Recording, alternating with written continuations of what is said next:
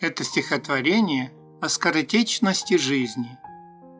Оно называется «Затухающий костер». Вечер нежно обнимает.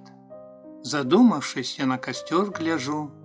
Сил огню уж не хватает, я смысл в костре там нахожу.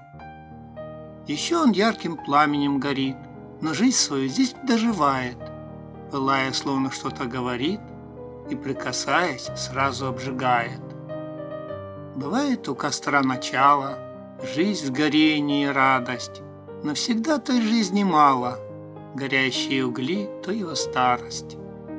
На старость то направлен взгляд, мелькает быстро мои мысли, смотрю на затухание обряд, о жизни размышляю с мысли. Краснеет, тлеет уголек, как зорька он еще сияет, ослабевает костер и огонек, он потихоньку угасает.